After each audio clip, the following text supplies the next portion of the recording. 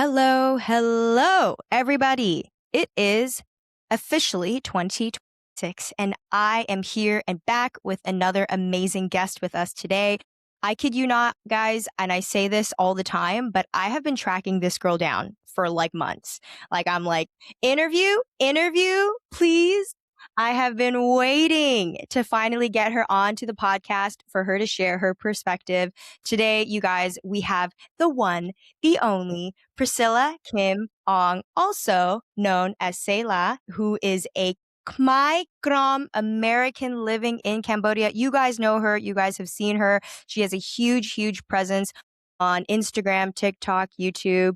Since starting her journey to learn Khmer and reconnecting with her roots, by moving back to the motherland in Cambodia, she's been able to find a way to really truly reconnect with her identity through this amazing homecoming experience. She is the founder of Selarati, Gun Khmer Homecoming Experience, which launched last month in December 2025. And we are honestly just so excited to have her join us.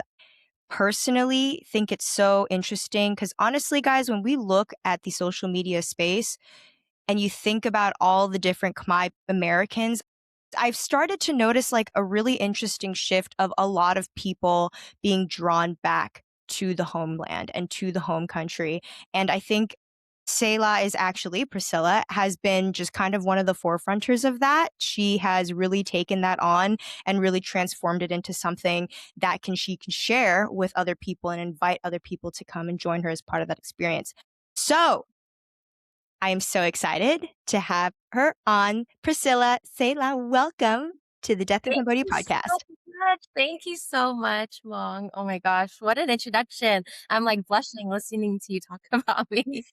Thank you. I've been wanting to be on this. I know we've been like chatting back and forth for months and months, like trying to find a time. And last year, 2025 was just crazy Yeah, busy.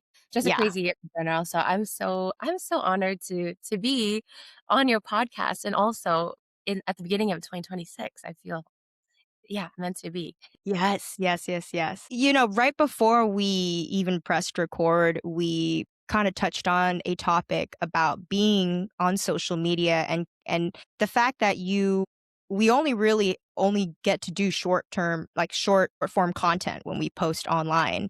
And it's really hard for people to actually get the full story of like what we do behind the scenes and like really sit down and have that in-depth conversation. And I think that is why I have personally I still love podcasting. I still love sitting here and talking with people for a full hour. And I can guarantee you, I know that there's so many people who are out there listening to this and are like, don't think I know Priscilla's like full story. Like, I feel like, yeah, people only know little short clips of me, like snippets of my life, snippets of what I think, but like it's Mhm. only like, I don't know, a 1 minute, like 90 seconds long. So I'm never able to fully kind of like share my full thoughts or my full intentions with people because like social media, people just scroll past. And so it's like you have to catch them in their attention span. So yeah, it's so nice to like, yeah, sit down and actually talk and for everyone listening, like, okay, this is me, like beyond just the 90-second clips and or beyond my YouTube like vlogs and stuff, even though those are longer, it's like for me to talk about me, not just what I'm doing and everything. So yeah, thank Right. you. Yeah. Yeah. So let's time travel all the way back to little Priscilla. From my understanding, from what I read, you actually grew up on the East Coast. Is that right? Okay. Yes. That is so correct. Some people always think I'm from California. I feel like nobody really knows where I'm from because I don't like advertise. Yeah, I grew up in New England in a very small, predominantly white town in New Hampshire, actually. Yeah, a lot of times, like when people ask me where I'm from here in Cambodia, I'll just say like Boston because they don't know New Hampshire, or they might know like Lowell because like I have a lot of family in Lowell, Lynn area in Massachusetts. So I was like born in Massachusetts and I was raised in New Hampshire. So very different experience to what I'm living right now. Just yeah, I grew up in like around basically people that didn't look like me, people that thought like even my name was like my last name was weird, like Ong, like that was like just so Asian to them. So I really like grew up just like not really understanding like my Asian American identity. let alone my Khmer identities. It took a long time and honestly not until like I went to college. So I went to college out in San Francisco and that's when I really started to like get into learning about my Khmer identity and all of that. But growing Yeah. up, yeah, I was like, I don't even know. I didn't know who I was. I didn't know, yeah, anything with Yeah. my Khmer identity. Did you even I mean, did your parents instill in you that you were Khmer? Like, were you eating Khmer food? Were you speaking Khmer? From what I read, you didn't grow up with Khmer, right? But, like, you didn't grow up speaking it. So what aspects of that were part of your life while growing up? Yeah, I feel like my experience was really unique because I'm Khmer-Krom. So for listeners who don't know about Khmer-Krom or Kamchik-Krom, like my mom is from Kamchik-Krom. Kamchik-Krom means like the lower part of Cambodia, which is now part of modern day Vietnam or the Mekong Delta. So like when my mom grew up, she was in Vietnamese schools and she spoke Vietnamese, but our family also spoke Khmer. So and she fled to the US during the Vietnam War. She didn't flee during the Khmer Rouge, unlike a lot of like our diaspora. So our Mm. experiences are very mixed, like Vietnamese and Khmer. And honestly, growing up, like I knew, like I was in my head, I knew like, okay, I'm technically not Vietnamese, but like I grew up in Vietnamese culture, Vietnamese community. So I just also identified as Vietnamese and Cambodian. But because my mom like fled with Vietnamese refugees, right? Like we were in so many Vietnamese communities. She owns a nail salon, like all of like the workers were Vietnamese. So I grew up eating Vietnamese food. Like I didn't really eat Khmer food growing up at all. And that's because also she grew up in Vietnam, so she cooked Vietnamese food, stuff like that. So and because of that, because of where we were, like I was speaking Vietnamese a lot with her at home. And I also grew up with an American, like white stepdad. So I was speaking English a lot as well. And my mom worked like 7 days a week. She wasn't home much. So I was just always speaking English. But the little language that I was speaking was Vietnamese, actually. And then I would only really hear Khmer when I like was at like family events or like with my grandmother. But it was really interesting because my grandmother would always speak to us in Khmer, but then I would, like, wouldn't be able to understand her, so then she would have to translate it into Vietnamese because she didn't really speak English. So, yeah, it was very, Yeah. like, multilingual in my family, and, like, even my family today, like, they speak a mixture of Vietnamese and Khmer mixed together. Like, even when I started learning Khmer, I was like, "Oh, that word's not Khmer, like, it's Vietnamese." Like, I was like, "Wait, what?" Mhm. It was such a crazy like, learning and unlearning of the languages and, like, culturally too, because yeah, so it was just, like, I really didn't grow up with a lot of the traditional Cambodian American, like, experience or Khmer,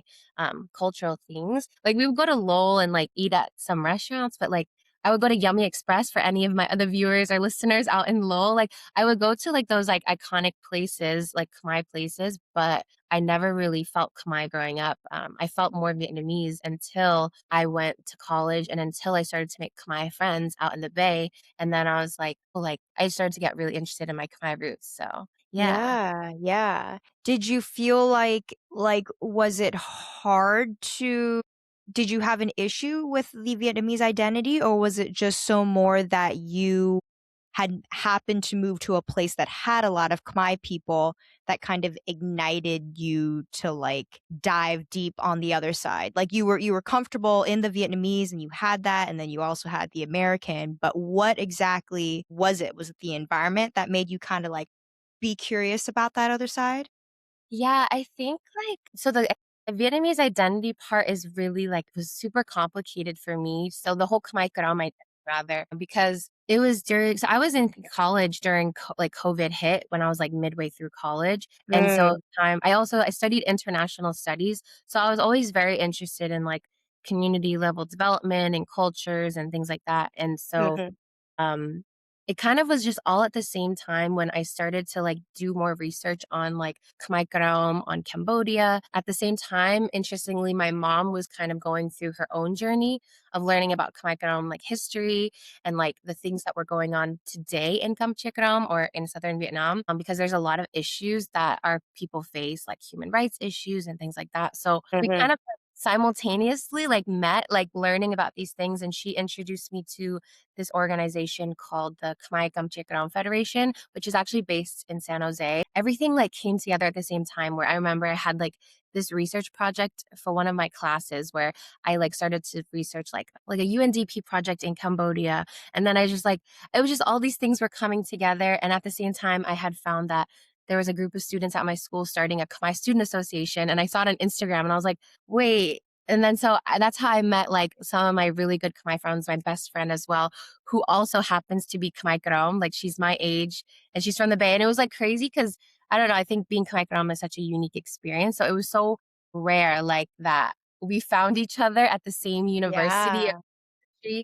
and we like immediately clicked. And then all at the same time, like I started going to Wat, like her temple, which happened to be the same temple that some of my relatives went to. Like it was just all these things like connecting. I'm like, oh my God. Truly, there's a word in Khmer called nisai, and that's like my favorite word in Khmer. It just really means like when like things come together and happen for a reason, like it was meant to be. It's like when two Mm, people crossing paths kind of thing. And it's like, okay, mhm. side. Like, so I truly felt like that with my best friend. Shout out Sovini. But with just all of this, it happened at the same time. Like, I became so like passionate about learning about the Khmer issues because, like, truly, our Khmer people, I don't know if I can talk about this on here, but do not get treated with the way that they should in Vietnam. They don't have the same like are not able to exercise like everything that they should be in terms of like learning being our culture and like like doing all these things. It's very like and without getting too sensitive,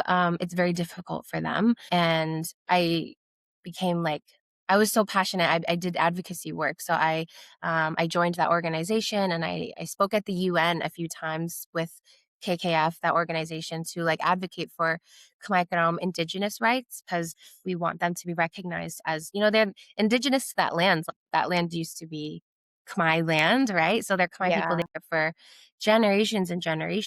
And so, yeah, all of these things, I was just like, it was this whole awakening, this whole period of like, oh my God, I'm actually Khmer and like, what does this mean? And so, going back to your question, like, I really started to kind of reject my Vietnamese identity because I was like, oh my God, like the Vietnamese government, they're doing this, and that. And not only government, but like people, of course, like, unfortunately, they are either, I don't know, discrimination happens everywhere in every culture and every Yeah. community.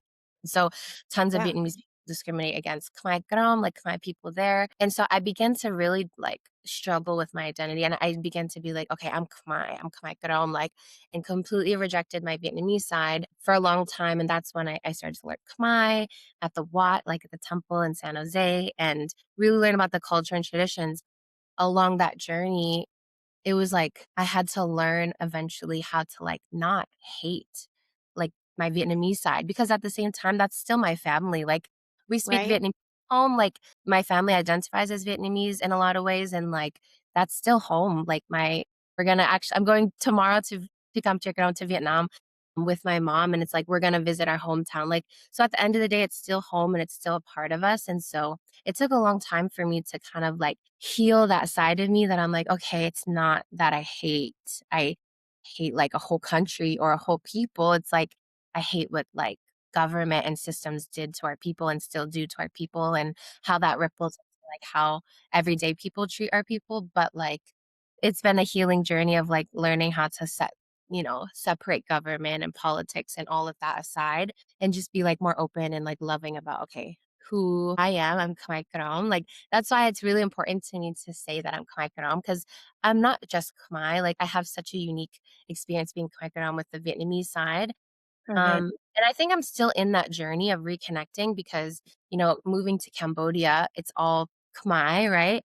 Well, Yeah. especially the platform and the kind of like social media presence I've created, all of my content surrounding like Khmer identity, because that's been my journey in reconnecting and learning Khmer. Right. In the process, I'm like, okay, how do I still hold on, like keep that other part of me alive without like, shutting out the like enemy side? Because I don't want to shut that out because that's still part of me. That's still part of my family. And I think I also it's hard because as I'm sure there's some animosity between Cambodian and Vietnamese communities as well. And so Yeah. very like hard. It's like a third place to be in within, like, a minority within a minority. It's Yeah, a yeah. complicated place, but I'm trying to navigate it and trying to do it with, like, just with love, like, still love Vietnamese people and, like, love Khmer people, even if they are, like, discriminating against each other. It's like, how do I, like, yeah, it's hard. I'm still figuring it out, but yeah. Yeah, yeah. No, no, no, no. And I think there's so many people that relate to that kind of in between. And then you've also got the American side that like, Yeah. you were born in America. And so I similarly struggle in the same way, but in the Chinese side. So like my grandparents, I spoke Cantonese to them, but they spoke to like my parents, so it was always like intertwined and like the traditions that I had were mostly Chinese and I would eat dim sum on the weekends more than I would eat, num Yeah. or something. And so, but we would still hear the language around. There's most of us, I think, are floating in that somewhere in between.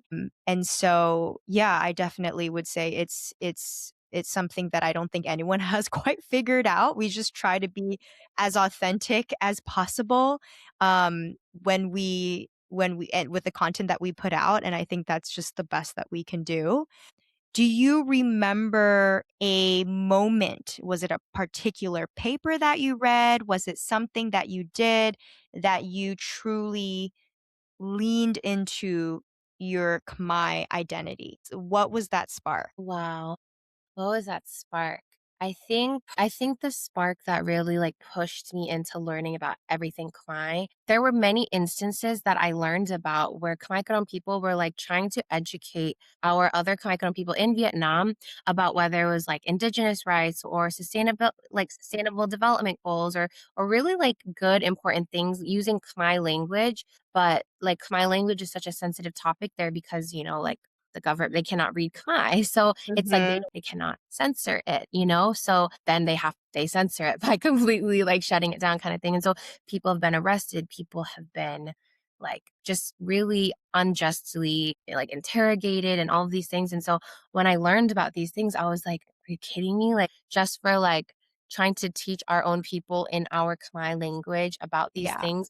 And of course there's more quote unquote political things about like with land grabbing and all that stuff. But it was just like I was so fired up that I was like, how could they do that to our people? Like, because I still have family in Kamchikram. So it's just like Yeah. even not directly my family, like that is like my family. Like that's what community is, right? So I was just like, I couldn't believe I was so enraged. And I knew that if I wanted to help our people, I needed to learn Khmer. Because as I started the advocacy work, it was all through translations, like, oh, this is what this person told me what happened. But like, I could Mhm. never read anything myself or listen to the videos. I didn't understand anything. So I was like, I need to learn Khmer. And so that really is what propelled me into like going to Wa and learning Khmer with the monks because I was like, for one to help our people, but also like I wanted to be able to just connect with our community, connect with my family, and like talk to them on a deeper level besides just like, "Hello, did you eat yet?" And like that, like those surface Yeah. level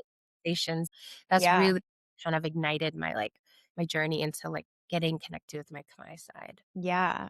Your first trip back to Cambodia or your first trip ever was in 2020, right? Yes, that was my first trip ever to Cambodia. This was actually right before COVID, actually. And I went with my mom. We had gone to Vietnam to Kamchikrom. And we have a photo. So I went back when I was like a baby, but so this is my first time with consciousness going back. Yeah. Um, but I don't ever think I went to Cambodia. It was only Vietnam before. So this was my first time. We had only taken like a 3-day trip. We took a bus from Vietnam to Phnom Penh and we went to Siem Reap as well and like went to Angkor Wat and stuff. But at that time, none of this had sparked yet. So I just was not like, I didn't know any Khmer. I was not super interested in like my Khmer culture and history. Like I just remember going and like, it was just like hot and like, I was like, and I was, like, with my mom's friend who I didn't even know who these people were, and I was just like, "Okay," going along. Like, of course, I went to Angkor Wat, and I'm like, "Oh my god, this is amazing." But then, like,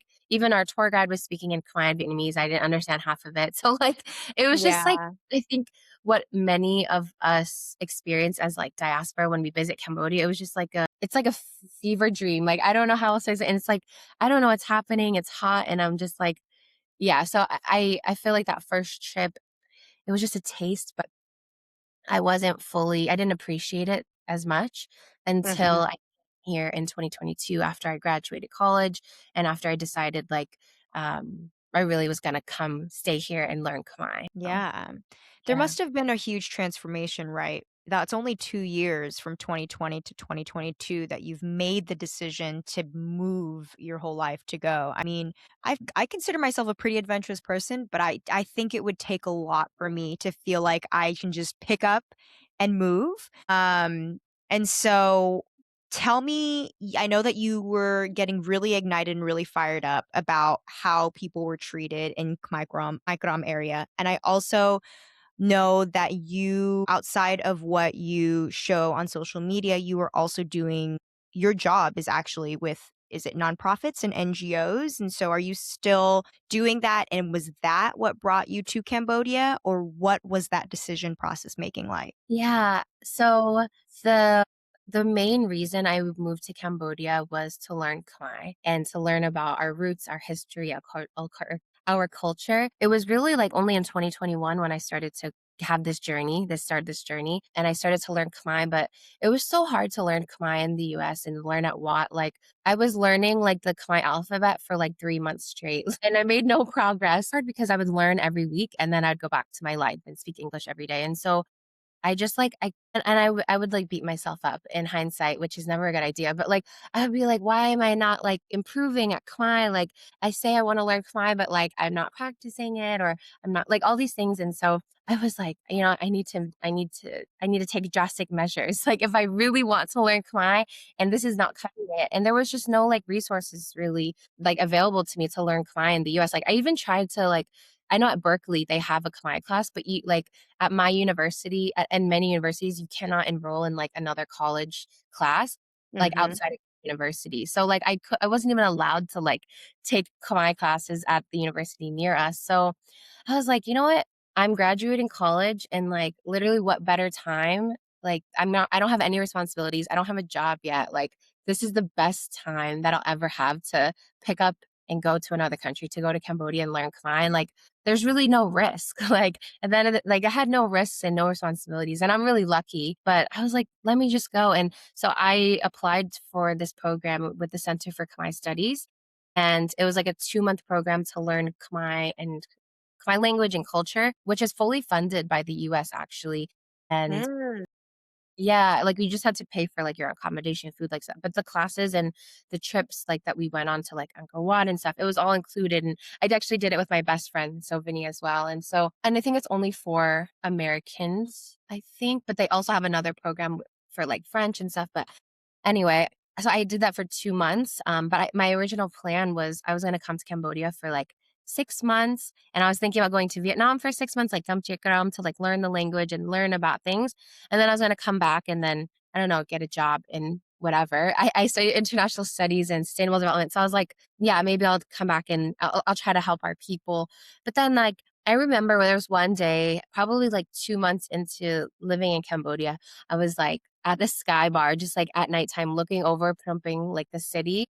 I was like, "Oh my god, I have to stay here." Like, I wanna stay here longer than the like, I was just like, "I have to stay here." I think that it was just this feeling of, like, I need to be here, and it's funny when I talk to a lot of people here in Phnom Penh that move here, everybody says the same thing, like, nobody expects to be here as long as they are, but something just keeps them here, whether it was on accident or not, like, something keeps them here in Cambodia, and it ends up staying so much longer than they anticipated, and it's just like, I don't know, I just feel like something about it here is, like, so magnetic, and I wonder if it's because 'cause I'm Khmer, but then there's tons of expats from, like, other countries that feel that way too. So I think, I don't know, there's something about Cambodia that is just so, like, you just can't leave, like, it's such an amazing place, and so I decided to stay, and then I had no idea, though, when I was gonna go back. I figured, like, eventually I'll move back to the US when I've, like, I don't know. But then after a while, I just was like, "No, I love it here."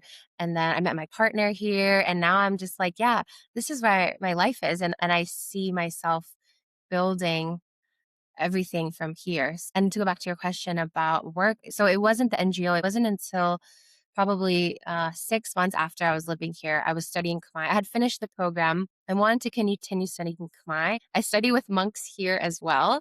And then because there was no class for me that was like for a Khmer heritage speaker, like even though I didn't grow up speaking it, I knew enough after like learning in the US that like I couldn't just join the beginner for like white expats or something, like Yeah, yeah. my mom, she's very involved in the Buddhist community, and so she had arranged with, like, a monk, like, a school for monks, a literal school for monks, for me to learn, but I had a private class with the teachers, and I'm so grateful, but it was still really hard because they didn't really speak English, and I didn't really speak Khmer, so it was hard, but anyways, after, like, 6 months, I was like, "Okay, I'm gonna live here, so I wanna start working," not just, like I wanted to get work experience, I wanted to learn, so I always wanted to work in the NGO nonprofit space. And so, yeah, I just started applying to jobs here at NGOs. And funny enough, it was like somebody who I had reached out to back when I was in college on LinkedIn, straight up cold message, who I had saw that worked at UNDP Cambodia. And I was like, hey, like, can I meet you online for like an informational interview? Like, I'm Cambodian American, da da da. And she was really open to it. Her name's Cheryl, if she's listening to this.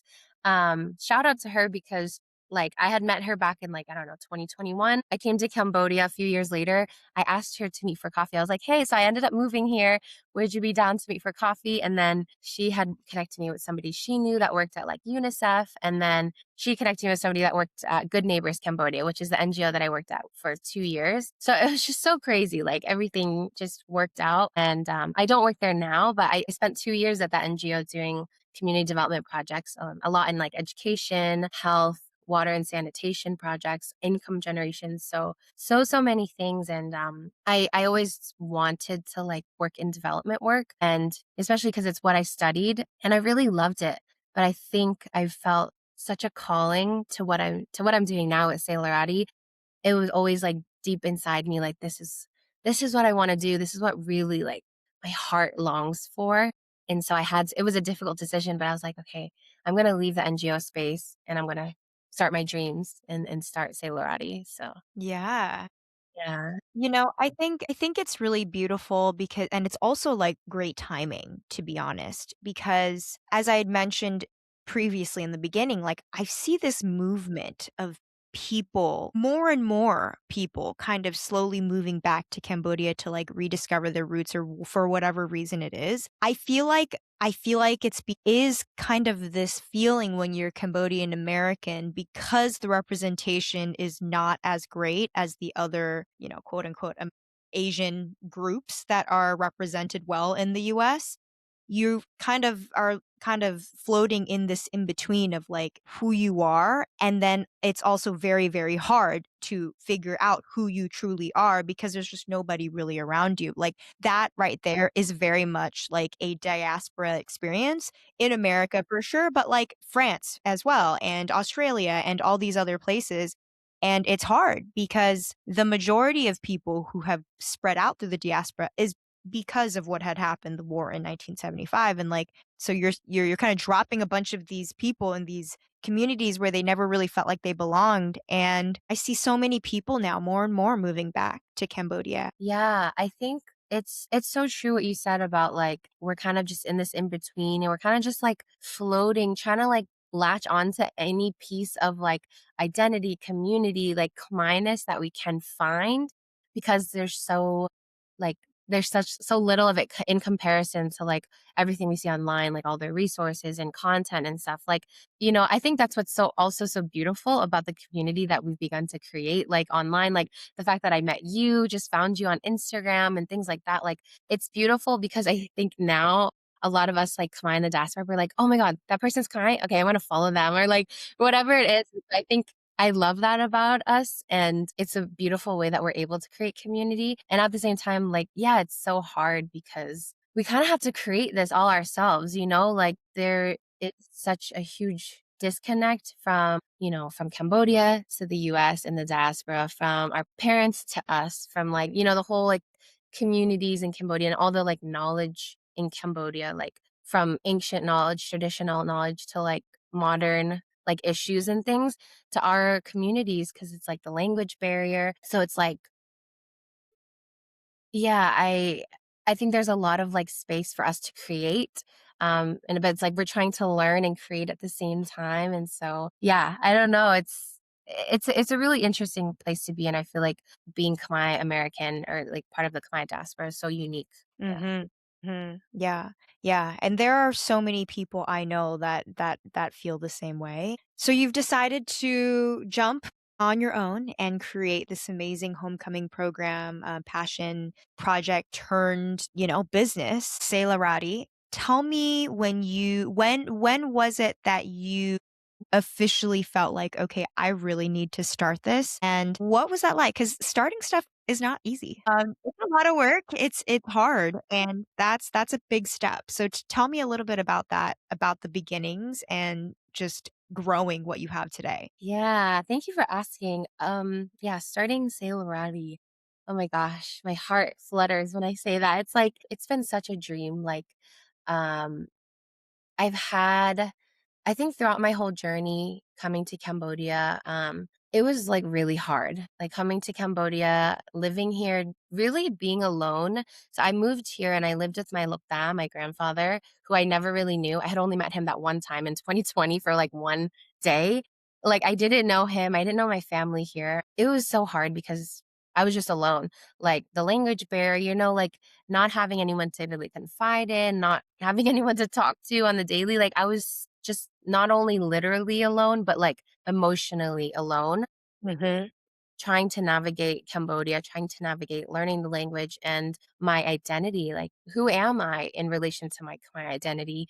Are those like, are they separate things? How do they become one? And it was just like over the course of like basically at least the first 2 years, those were the hardest, trying to figure everything out and make friends and like all of these things come together and try to like be happy at the same time. Like I was on this mission to learn Khmer and to learn, but I was also like, how do I build a life? I was like in my early 20s, like figuring out who I am. And I just always wished I had like other people that understood what I was going through to go through it with.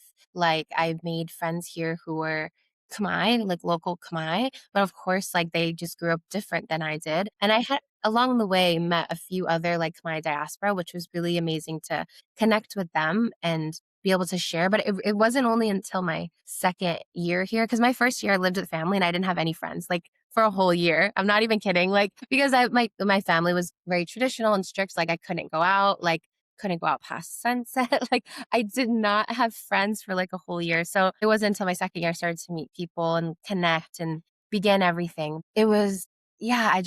I started to like. It's actually the reason I started to post content is because like that was my outlet. Like I didn't have friends and I didn't have people to talk to about this stuff. So I would just record myself and post about like things that I learned or like things that I'm doing. Cause I also wanted to document it for myself. But I was like, hopefully this can reach like other Khmer diaspora, like Khmer Americans like me. Because if I were like still in the US and back when I was in the US, I always wanted to see Cambodia and what it was like. But like there was just like, I don't know if it's the algorithm, but I would never see any content from Cambodia when I was like before.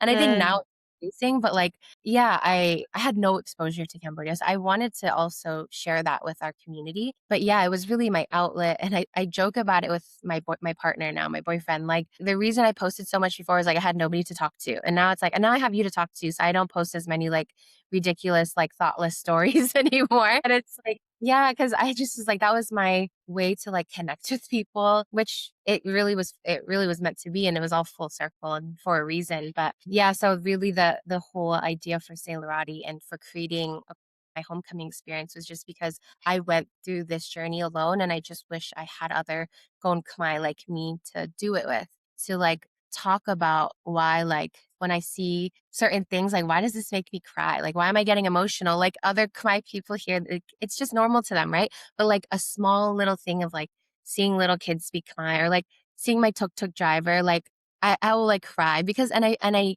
during my first trip, like that really resonated and that happened with a lot of people because it's like there's just something in us as Khmer diaspora that we just all share, like regardless of how they grew up, like how connected they were with their Khmer community or not. Like we just all share this like same longing to like be connected with our Khmer identity and with our Khmer community. And so that was really the inspiration behind a Gon Khmer homecoming experience. I was like, I've lived this, I've been here for 3.5 years, and like I want to curate the experience that I wish I had. And also in a way that's like specific for our community, like specific for Gon Khmer, not like you're just joining some tour travel company, like they're like you just bought a package and like going along with like foreigners, because I've also traveled to other countries and you go with like other like people from around the world, like foreigners, it's not the same, you know? It's like it's different when Yeah. you're traveling with your people, right? Yeah.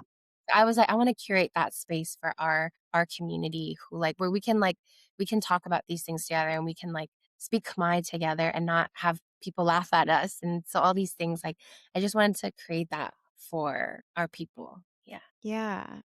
Loved, and I appreciate, thank you for being so vulnerable, being about how hard it is, because I think people, again, don't really see that side on social media. When you just pick up and move, you only see the great, beautiful, adventurous, lust, good stuff on social media, but people don't talk about the loneliness. What made you push through and want to stay? Is it that you felt like something was coming, or what made you push through that, or instead of just saying, "Hey, you know what? I'm gonna go home." Yeah. There was definitely moments where I was, like, crying and, like, wondering, "Should I just go back home?" Like, I there was some really hard moments, like, yeah, very lonely moments, and I think what kept pushing me was, like, I came here on a mission to learn Khmer, and at those times, it was still very early on, where I was like, "I still can't even speak Khmer." I was like, "I can't go back yet." Like, I came Yeah. here Khmer, and then I'm gonna go back, and, like, I can't even speak Khmer still. So I think that was really like it really was my determination. Like I was like, whatever I say I'm gonna do, like I'm gonna do it. Mhm. Like I have to do this and I want to do this. Like it was just so important to me and almost to a fault that I was like, I have to learn Khmer. I want to learn it so bad that, I think a part of me really felt like, they always say this to us, going Khmer, like, oh, going Khmer, acha Khmer, jung, like you're Khmer, but you don't speak Khmer. And like that hurt me so much, like from childhood and to adulthood that it really fueled this like fiery like determination, like I have to learn Khmer. I have to like I believed it too. I was like, oh, if I don't speak Khmer, then how can I tell people I'm Khmer? And it's Mhm. so many of us in the diaspora, like we hear that and we feel that. And I was like, no, I have to do this. And I don't know, it's like I guess that was my motivation. And I just felt like, yeah, I was so determined. Like I had this goal and I'm like, I need to reach it. And but it just went so much further than just learning Khmer and learning about our history and culture. It just was like, I'm like, I don't know, the journey never ends. Yeah, yeah. Talk to me about your first Selarati trip experience last month. You said something that really struck out to me. You said that for the diaspora, there are small things that can just make us emotional. I wonder, a question that popped up was like, I wonder if like Vietnamese people feel this way, or like Thai, or you know what I mean? Like other Southeast Asians, like I wonder what it is, and it could be that we touched on it earlier, that there's just so few of us that are out of the, side of the country, and just we're a small country in general. But like, what was that experience like for the girls that you invited, and the impact on you as well? Yeah, the first Gon Khmer homecoming experience was life-changing for all of us, and I know a lot of the girls had said that too. It was so healing for all of us in so many different ways. For me to be able to create this healing experience for other people and see the healing and the change from day 1 to day 10 was incredible because we had I held a lot of reflection circles, and I really wanted the journey to be really intentional because it's so easy to travel and everything just flies by. So I wanted each day to be like, okay, first of all, why are we here? Why is every person here? Everyone has a different reason and different parts of themselves that they want to connect with. But I remember at the orientation, like literally, I kid you not, within the first like 30 seconds of me talking to everyone and looking at everyone in their eyes, like everyone started tearing up. Like, and I don't know, it was like the energy in the air, the connection, like how connected we all were. But and like, mind you, we've never met before. Like we met one time online before the trip, but so it's like it's so crazy the connections that we have as Khmer diaspora, that like the fact that people can come from different states, different countries, and never have known each other before, only have texted, and the fact that we can sit in a circle, look at each other in the eyes, and like tears just come because we're like, whoa, we're here in the motherland, and like we're all here for the same reason, the same experience, to reconnect. It's actually indescribable. Like it's something that like it's a feeling you just have to experience yourself. And like I can't believe it to witness like their change, their growth, like from day one to being like kind of like excited to be in Cambodia, but not so confident in their Khmer identity, to by the end, them speaking Khmer and them feeling like so proud to be on Khmer, to speak with locals, to like, just like, oh my God, I feel like it's funny because some of them are older than me, but I feel like I'm like a teacher and I'm seeing my students like grow. It's like, oh my God, like the transformation it was incredible. You know, we had a couple of people who were adopted, like born in Cambodia and lived in the US their entire life. And one of the girls, like it was her first time coming back since she was born. And so like literally upon landing, upon the first night, like it was very emotional for her, for all of us to like touch the ground and be like, this is the land that I come from. These are the people that like, these are my people. And for people that even were like born abroad, like in the US or Australia, but like being able to, you know, a lot of the girls had said when they reflected back, like in some of the activities like we did, we met local families in Battambang and like talked with them. And for them to hear from Khmer people here in Cambodia that they see them as Gon Khmer, like that, you know, like to hear that, it's so validating because our whole lives we've been told like you're not Khmer enough, you don't speak Khmer, you don't know anything about Khmer culture, you're not really Khmer. But to hear from like local Khmer people in Cambodia, like, oh, like welcome home, Gon Khmer, like it's just I could get emotional right now thinking about it because it's so special. Like, I think we are just longing for that, like, that feeling of, like, acceptance and belonging, like, so much. I think all of us go in Khmer, like, at varying levels, but, like, yeah, longing for that because, like, so many of us never felt Khmer enough. And to regardless of whatever other people might say back home, it's like you came to Cambodia and you were welcomed with, like, open arms and you felt Khmer, like, that's just it's priceless. So, yeah, this whole journey, it's like every time I think about it, I can cry. And like I was yesterday going through some of the vlog footage that we're putting together with my videographer, and like I was getting emotional hearing their reflections because it's like, wow, like we've really ignited this like transformation and started this healing that people are going back home to their communities and bringing with them. So, yeah, it's been incredible. I mean, clearly this is a business, but project out of pure authenticity of what you have experienced. And it shows. And I think flowers to you for creating the programming to be so intentional as well, right? Because I loved how you just mentioned, like, you and seeing from some of your vlogs, like, there were certain things, and you structured this experience in a very particular way to make sure that the girls were experiencing very, very specific things.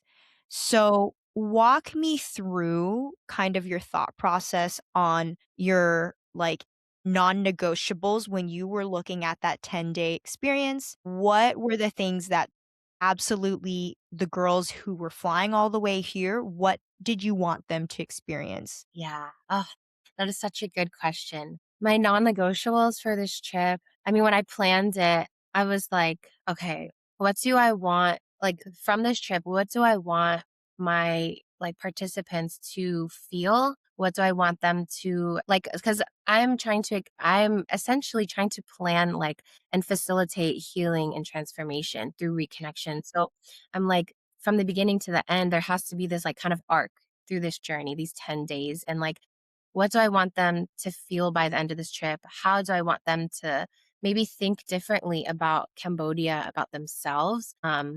That they might have, had came in with different perspectives. And like, what do I want them to experience during this trip? What do I want them to take away? And so a lot of my building of the itinerary and the activities and stuff was really based on like, okay, like I want them to like feel like they belong. Like I want them to feel like they are going Khmer regardless. And so how do we like build that into like each activity, into the reflection and intention setting, into the journaling? I want them to speak Khmer.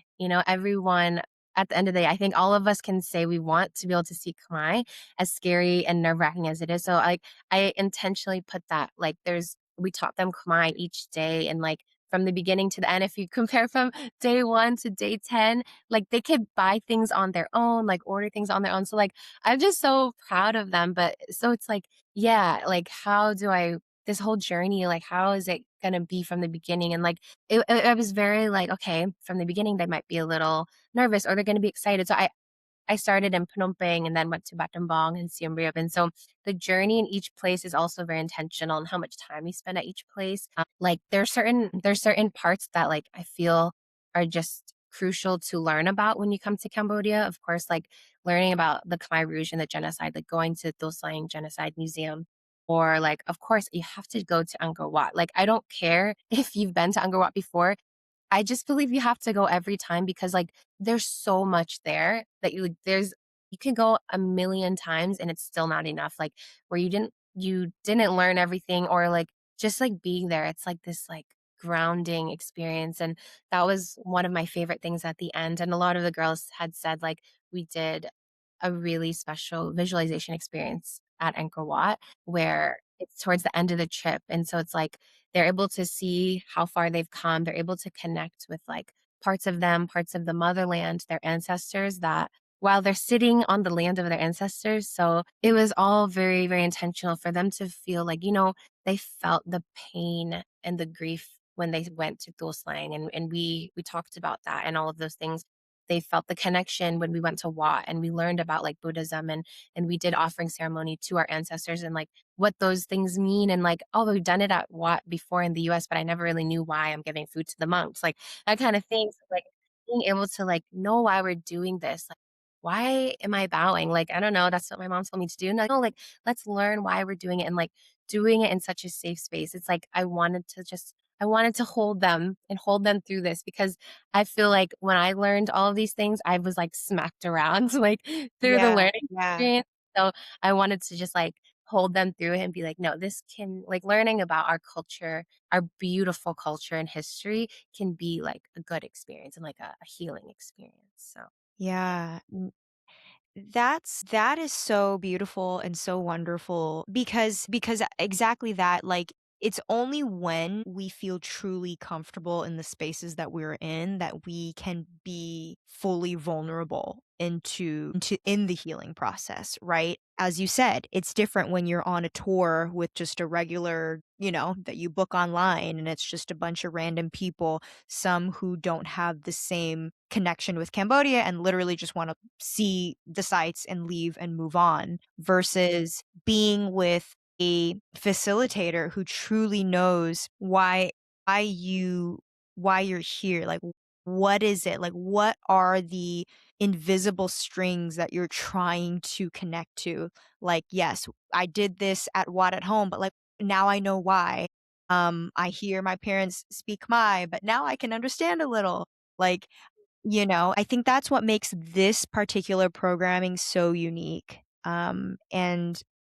And yeah, I mean, just sitting here, not even being on one of the trips yet, not being on one of the trips yet, but like I can sense how transformational that would be. How often do you plan on doing? You've done your first one. I mean, is this something that you see yourself just like completely leaning into and continuing? Like, what does the future of it look like now after you've done the first one? yeah, yeah. I after doing the first one, I'm like, I have to keep doing this because And I don't even mean to like toot my own horn, but like these girls have told me this, so this is from them. But it's like Yeah. I healed and changed like 6 lives and connected 6 people back to their Khmer identity and like helped them feel Khmer again. And so I'm like, I did this for 6 people, like, and then how many people are in our diaspora, right? That are longing for this. So I'm like, I really want to continue doing this. I'm planning the next one in April 2026 for Khmer New Year, which is only a few months away. And I've already gotten a lot of interest. People fill out the interest form, and registration will be happening later this month. So I'm so excited. And I plan to do this multiple times a year. And I hope I can do it for as long as I can, for as long as I'm able to like have the capacity and be able to do this. And it's really so rewarding, not only for like bringing these participants through this journey, but I also feel like it's not even necessarily like a one-time journey. Like it's like, like coming people some people come to Cambodia every year, and like it's like there's a reason for that. Like it's not like you just come once and that's enough. Like I went to Disneyland once, it's enough. Like it's like you keep Yeah.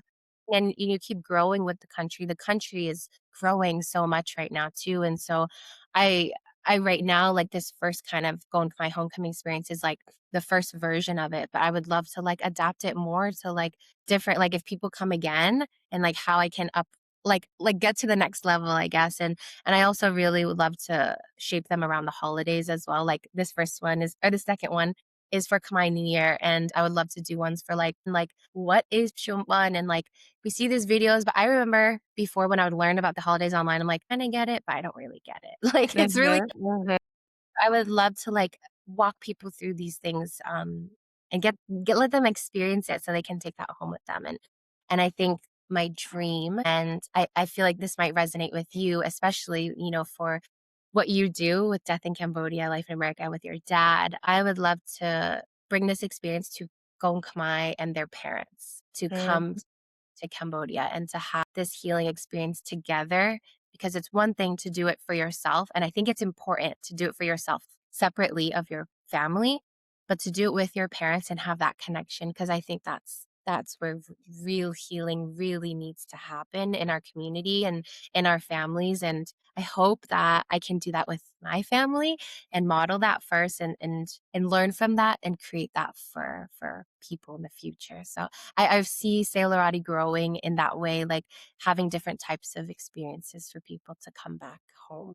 mhm, mhm. No, I resonate so much with that. It's like what I've learned through my platform and kind of what I speak about with my relationship with my father and the healing powers of storytelling, which is, what kickstarted things for me, is that there is such a huge gap between the parents and the kids. We're like on two different planets almost, because they had gone through something, the most horrific thing that you could ever experience. And then speaking to the, Khmer Rouge survivors, and then we're just, born in America with, all the lightness and whatever, like we've never had to suffer as much. And so we just come, and the language barriers and everything. And so there's so much that needs to be bridged there. So that totally makes sense. And I feel like that would be a wonderful program to integrate. How has the first trip, kind of going back to that just slightly, impacted you? And if you were to choose maybe the most, like one moment out of the 10 days of this past trip that signifies how transformational it could be, what would that moment be with maybe one of the girls? Yes. First of all, this going to my homecoming experience and also Sailorati, like building this, I think it's truly like it's shaped me in a way that it's taught me, I feel like, about my real power. Like I started this because I'm like, oh, I want to do this for people and help people. But then like I really learned about myself. I'm like, wow, I have this power to like actually help like people heal and to like really bring people on such transformational journeys. And that's I was like, whoa, I can do that, like really Yeah. learning my gosh, like how much power I have and how much I'm able to do. I think that's been one of the biggest things I've learned. I'm like, oh my gosh, like this is not just like a trip. Like this is like, I'm like, wow, this is so much more and I'm capable of so much more. So that's been really beautiful for me personally. And in terms of on the trip, there's so many, each and every single one of the girls on the trip. There's so many moments. I think one that really stands out to me still is one of the girls when we after the visualization at Angkor Wat. We did this like thing. It was really to like wrap up the whole journey, being in Cambodia, and that she had shared, and she had gotten really emotional too. And she's normally not a crier, and so about how, like, she never she grew up in an area with a lot of Khmer people in the US, actually, and, like, but she never felt like really could be part of it. She never felt Khmer enough, and like her saying that like she finally really feels Khmer, like she feels Khmer enough, and she feels so like she has a sisterhood now. Like she doesn't have any sisters, and now like can walk away with this community, and just the energy in that moment too. Like I could feel her heart, and like I'll never forget that. Like that moment was so special to me. Truly, like cannot even describe. But yeah, the relationships that come out of this experience are actually like, you cannot replicate anywhere. You can like, there's just no way. Like you spend 10 days like you have fun, you cry together, and like it's just everything. So truly like a family that comes out of it. And for this trip, particularly a sisterhood, but it's not only open to women, it's open to everyone. So, but yeah, like for people that never had a real Khmer community, to be able to walk away with one, and one that's like international, one that's all over the world. Like people are planning their trips already to visit each other, and like yeah, yeah. Yeah.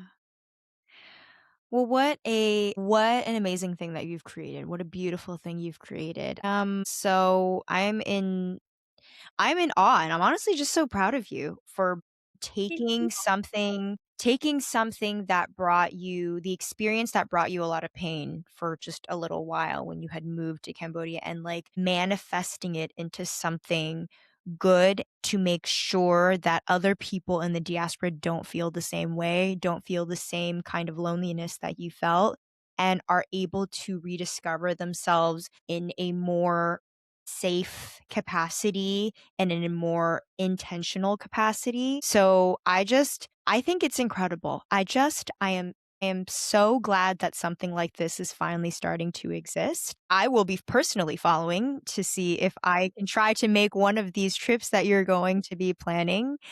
Yeah, yeah, no, I think it is so needed, and we can do everything that we can here on the social media virtual platforms, but there is truly nothing like somebody actually visiting and like being there on the ground and being there in the country. And I think your upbringing, the fact that you are born in America but had went through that experience of like not being able to speak any Khmer and then going through the process and living there, it takes that kind of person to be able to create something like this, right? Perspective that you have is and what you've gone through is what makes this so different and very, very niche to what the diaspora needs. So just flowers to you. I'm so happy that something like this exists, as I said. If anybody wants to sign up, like where would they sign up? Where can they find you? Maybe just a little bit about like I don't know how costs work or whatever, or maybe they can just find it on the website. Like, how does that all work? Yeah, yeah. So on our website, Selarati.com, that's where you can find all the info about the trip as well as the interest form. So the way it works is like you fill out the interest form, and then I will contact you with like registration and pricing and stuff like that. And so for the interest form that's out right now for April 2026, if you cannot join this trip, you can still fill it out and select like, oh, when else would you be available? Because that will help me plan. Okay, a lot of people are available this time. We'll do the next trip this time. So yeah, I'm planning to do multiple trips this year. So for anyone that cannot come in April for my New Year, don't worry. We'll have more this year and next year. There's also my New Year next year. So Yeah. Well, I can't close out the interview without asking about the super cool project that you also got to work with Barame. So I'm shifting gears just slightly, guys, because I do want to touch on it because I just think it's so cool watching the musical renaissance happening live. In cultural renaissance that's happening in Cambodia and throughout the diaspora. Like we are trying, all Cambodians are trying so hard to like rebuild culture, rebuild art, and push it to the forefront. And like Batame Productions obviously has been such a trailblazer in this space. And you were one of the people who were able to like work with them. And not only that, your voice is also on one of the songs, which is super, super cool. So just real quickly, can you talk to me about what you are seeing since you've been able to work with them a little bit, but like what is that musical renaissance like and what was it like working with them since you're there actually on the ground? Yeah. Oh my gosh. My musical renaissance is happening in real time. It's incredible. Not only, I mean, obviously there's Vanda, but like the other artists at Maramai and also in other labels as well. But like there's Vatan. So incredible that like the work that they're doing, the music they're creating, like they're so talented. It's actually insane. And like the more like I love how Baramai they have the English translations. When you look at like what they're saying, I'm like, my gosh, like they really have bars. Like it's so deep and like I love how they've just completely like I feel like in a way have brought the Khmer diaspora together like through the music Hmm. back in the day, like, we only knew, like, the old songs that our parents listened to or, like or even most recently would be, like, what, Bref Sabat, like, which is still kind of, like, before a generation, so to have, like, music that we can listen to nowadays and, like, enjoy, not for us to feel like, "Oh, we're listening to old classics," but to, like, be like, "No, I actually really like listening to this normally." Hmm. So incredible, like, to bring people together. Yeah, flowers to all of them, like, what they're doing is amazing, and having the honor to work with them, it was so incredible. I felt they had actually reached out to me, and I felt so honored because they know that my audience is directly, like, to the Khmer diaspora, and so they're like, "We want our artists to, like their music to reach the Khmer diaspora, like, outside of just Cambodia," and, like, because they deserve that, right? Like, our diaspora wants to listen to their music too, and so I was so grateful to be able to be that bridge in between basically, yeah, the my artists like Khmer music in Cambodia to the rest of the world and like our diaspora community. And sometimes help translate some of the lyrics, or at least just like, yeah, even get to share like interviews, like interviewing Vanda and interviewing Van Tan and Suzanne and like Yuhai. And so like it's actually really surreal when I think about it. The fact that I even was able to interview like A Witch from Japan, like from Okinawa, and like um Krishna from India, like all these international artists. So I really am still so grateful to Maramai for like giving me that opportunity. Like it was incredible. Yeah. Yeah. Well, in so many ways, the Renaissance is happening all over. Musical Renaissance, Renaissance for the diaspora in terms of having more resources like Selarati that you have created to like come and learn and be in touch with their identity.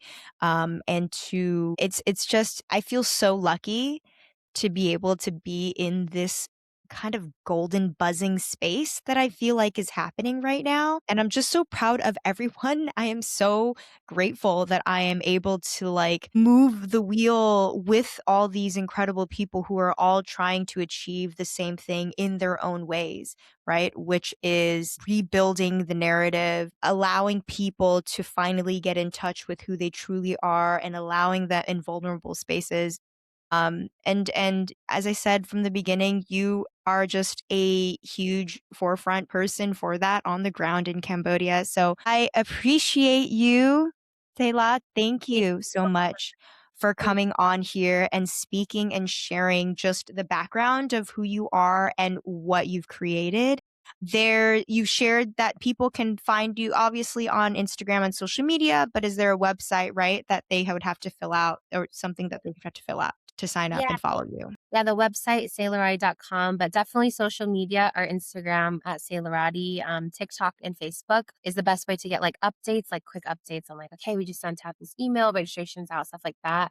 And also our YouTube, my personal YouTube, Priscilla Kim Ong, is where I'm posting all of the vlogs from the trip. So in addition to all the shorts that you're seeing on Instagram, TikTok, and stuff, full vlogs, full length, where you get to meet all of our guests and see everything that we're doing, like a peek into like what it would really be like if you're in Cambodia.